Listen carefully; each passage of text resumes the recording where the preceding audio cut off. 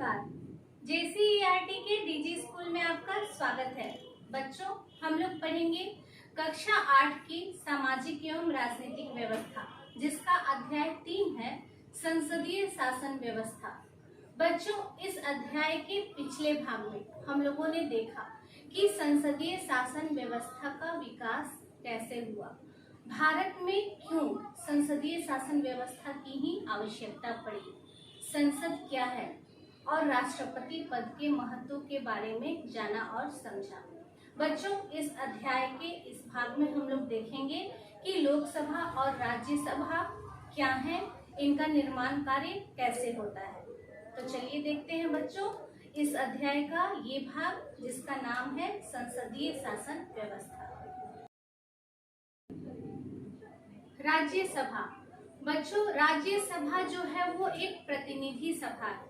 ये देश के राज्यों का प्रतिनिधित्व करती है। अब आप कहोगे कि ऐसा कैसे संभव है, तो बच्चों हमारे देश के प्रत्येक राज्य में विधानसभा है और ये विधानसभा के जो भी सदस्य होते हैं उनके द्वारा निर्वाचित सदस्य ही राज्यसभा के सदस्य होते हैं।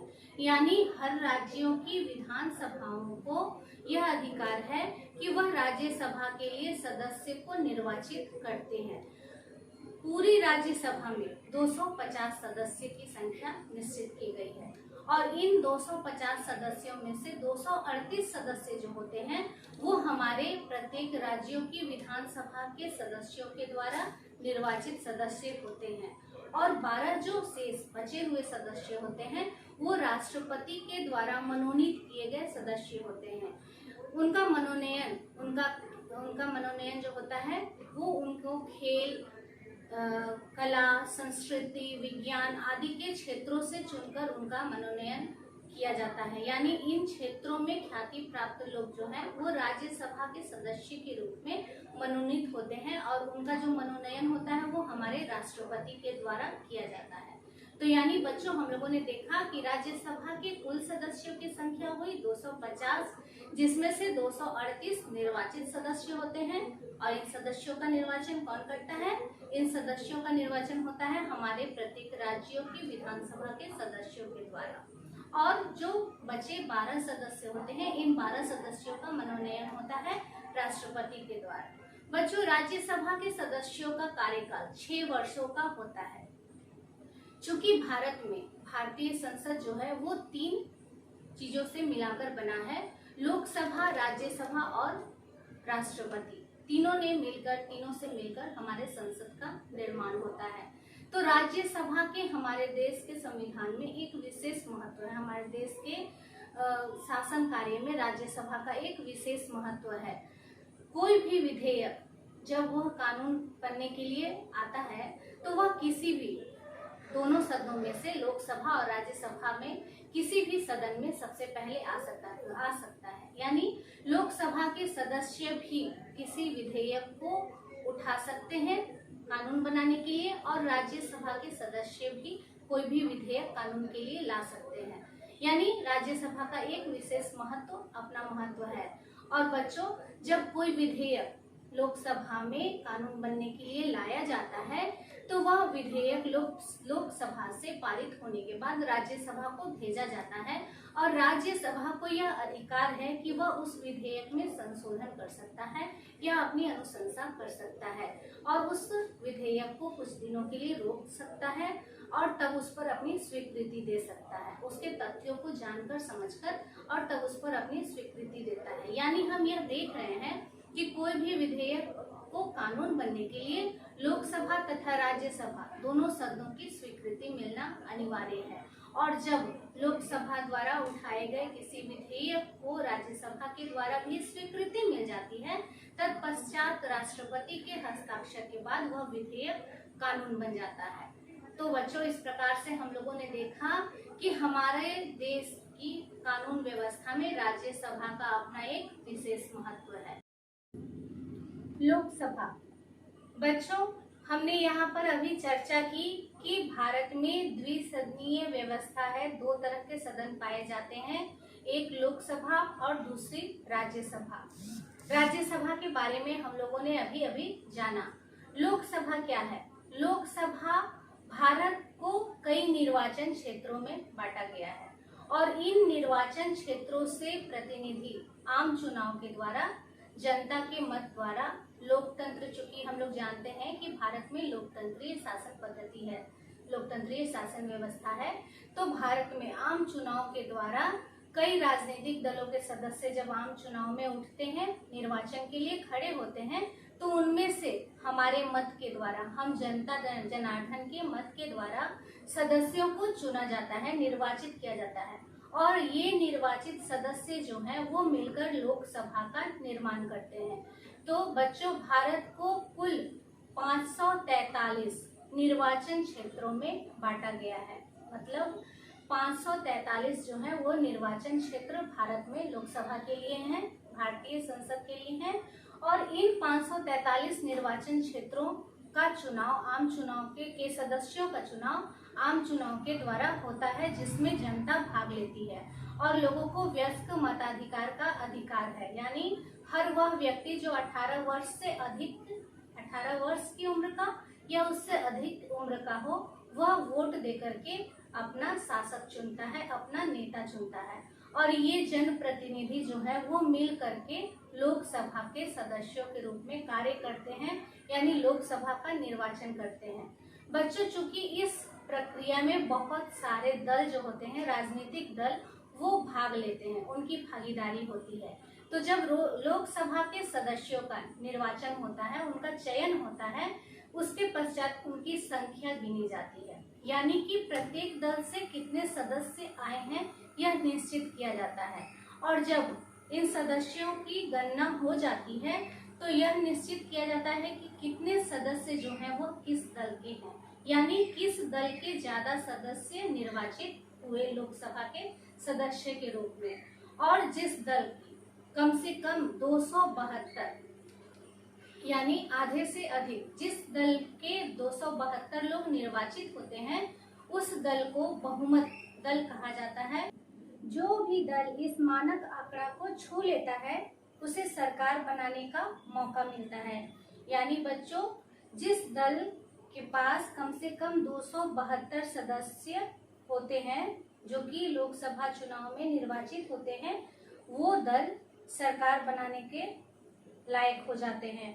शेष दल विपक्षी दल कहलाते हैं। लोकसभा कार्यपालिका का चुनाव करती है, कार्यपालिका कानूनों को लागू करने का काम करती है। जब हम सरकार शब्द का इस्तेमाल करते हैं तो हमारे जहन में अक्सर यही कार्यपालिका होती है, यानी जब हम यह सोचते हैं कि सरकार कोई कार्य करेगी, यानी सरकार शब्द का जब भी हम मनन करते हैं, सोचते हैं सरकार शब्द के बारे में, तो यही जो कार्यपालिका है यह हमारे जहन में आती है। भारत का प्रधानमंत्री लोकसभा में सत्ताधारी दल का मुखिया होता है।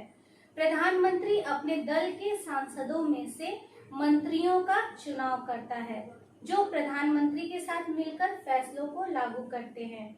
ये मंत्री अपने विभाग के प्रधान होते हैं। जब किसी एक राजनीतिक दल को बहुमत नहीं मिल पाता है, तब कई राजनीतिक दल मिलकर एक गठबंधन सरकार बनाते हैं और यह सरकार साझा मुद्दों पर कार्य करती है। तो यानी बच्चों, जब हम देखते हैं कि हमारे देश में कई दल हैं, कई राजनीतिक दल हैं, जब इन दलों में से किसी भी एक दल को स्पष्ट बहुमत नहीं मिल पाता है, यानी 272 सीटें नहीं मिल पाती हैं, तो कई दल एक साथ मिलकर के गठबंधन का निर्माण करते हैं और सरकार का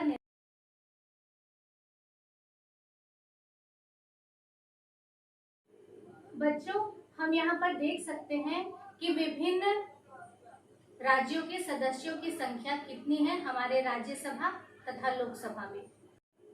बच्चों, क्या आपको एक बात पता है? राज्यसभा को उच्च सदन तथा लोकसभा को निम्न सदन के नाम से जाना जाता है। राज्यसभा को एक बार में भंग नहीं किया जाता। राज्यसभा के सदस्य आते जाते हैं और 6 साल तक अपने कार्यकाल को पूरा करने के बाद निकलते जाते हैं, यानी राज्यसभा को एक बार भंग या खत्म नहीं किया जाता।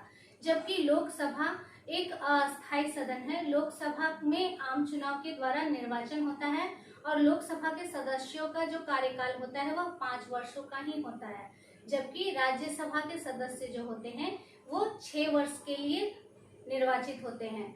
और हम लोगों ने देखा कि राज्यसभा चूंकि विभिन्न राज्यों का प्रतिनिधित्व करती है, तो यह एक अस्थायी सदन के रूप में हमारे देश में हमेशा बनी रहती है। और लोकसभा को हम एक और नाम से जानते हैं बच्चों, लोकसभा को हम लोग लोकप्रिय सदन भी कहते हैं। अब हमारे सामने प्रश्न आया कि लोकसभा को लोकप्रिय सदन क्यों कहते हैं।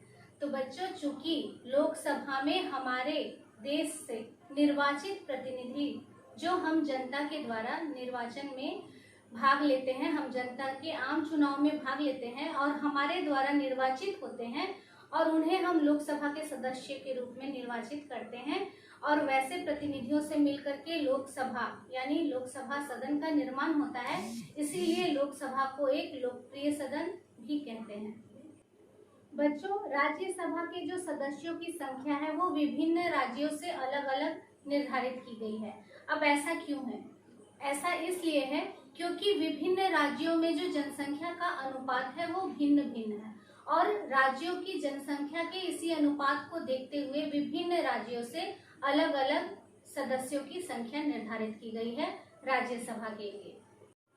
संसद का सदस्य, संसद में विभिन्न पृष्ठभूमि वाले लोगों की संख्या में वृद्धि देखी जा रही है। उदाहरण के लिए क्षेत्रीय दलों के सदस्यों की संख्या बढ़ी है।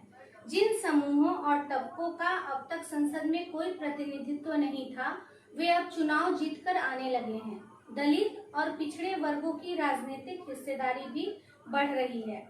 ऐसा देखा गया है कि प्रतिनिधि लोकतंत्र में समाज को पूरे तौर पर सही ढंग से प्रतिबिंबित नहीं कर पाते हैं।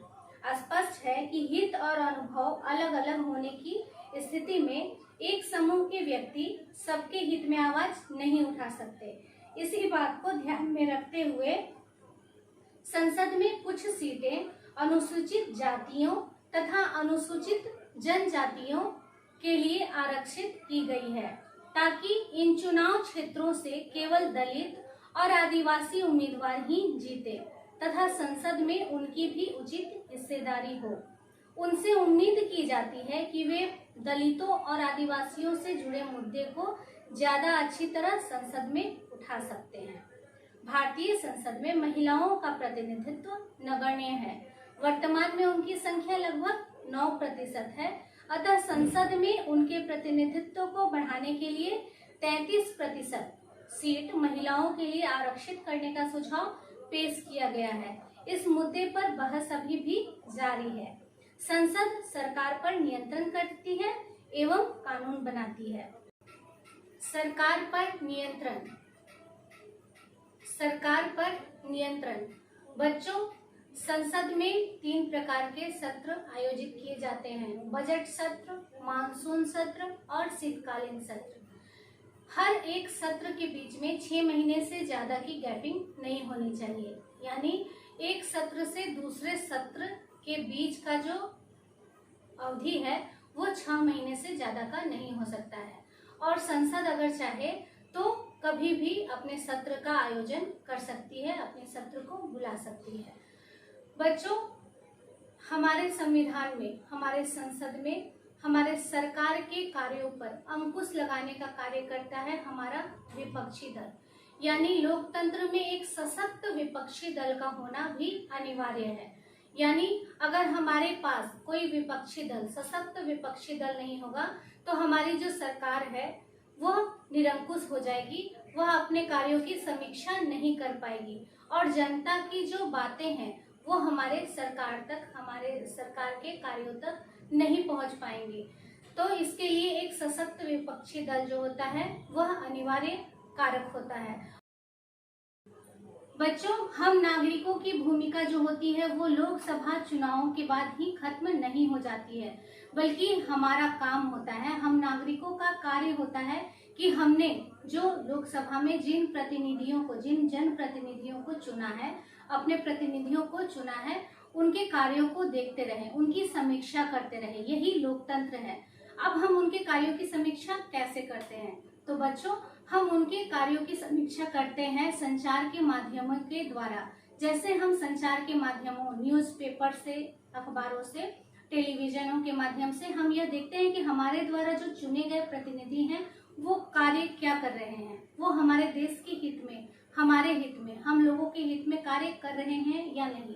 हम लोगों ने जिन कार्यों के लिए उनको चुना है, उनको अपना प्रतिनिधि घोषित किया है, वो ये कार्य अच्छे से कर पा रहे हैं या नहीं, इन कार्यों की समीक्षा हम संचार के माध्यमों से करते हैं। और जब एक आम जनता यह देखती है कि उसके जो प्रतिनिधि हैं वो उसके लिए कार्यरत हैं, अगर कार्यरत हैं, उनके लिए कार्य कर रहे हैं, तो हम उनकी सराहना करते हैं। और अगर वो जनप्रतिनिधि हमारे अनुसार कार्य नहीं कर रहे हैं, हम लोगों के लिए कार्य नहीं कर रहे हैं, तो हम जनता के पास यह अधिकार है कि हम उन जनप्रतिनिधियों को अगले आम चुनाव में बहिष्कृत कर सकते हैं, उन्हें वोट न दे करके उन्हें हरा सकते हैं, उनकी जगह पे अपने लिए दूसरे प्रतिनिधि को नियुक्त कर सकते हैं। तो इस प्रकार एक स्वस्थ लोकतंत्रात्मक व्यवस्था जो है वो हमारे देश में वित्त से जुड़े जो सभी मामले होते हैं, इसमें वो स्वस्थ संसद जो है, वो जो सरकार जो है वो बिना संसद की मंजूरी के पारित नहीं कर सकती, यानी वित्त से जुड़े जितने भी मामले आते हैं तो बच्चों उन पर संसद की मंजूरी आवश्यक होती है। तो यानी जो सांसद होते हैं वो सरकार लोकसभा क्या है, राज्यसभा क्या है, उनकी आलोचना करते हैं, उनको निर्देश होता है। यानी हम देखते हैं कि सांसद जो है वो सरकार के कार्यों में बहुत सारे कार्य होते हैं, जिससे हमारा सरकार हमारे जो देश की जनता है उसकी हमारे सरकार के रूप में क्या भूमिका है, हम किस प्रकार अपने जन कि हमारे देश में निरंकुश जनमत है और स्वस्थ किस प्रकार उन पर नियंत्रण रखते हैं, किस प्रकार हम एक अगर जनप्रतिनिधि अच्छे तरह से कार्य नहीं करता है और बाकी उन्हें रोककर दूसरे जनप्रतिनिधि का चयन नियंत्रण रखने का कार्य निर्वाचन प्रक्रिया में इस तरह से कैसे कार्य होता है, इन सभी बातों व्यवस्था है वह इस अध्याय के माध्यम से कार्य करती है। अब बच्चों हम लोग इस अध्याय के प्रश्नोत्तर में फिर मिलेंगे। धन्यवाद करके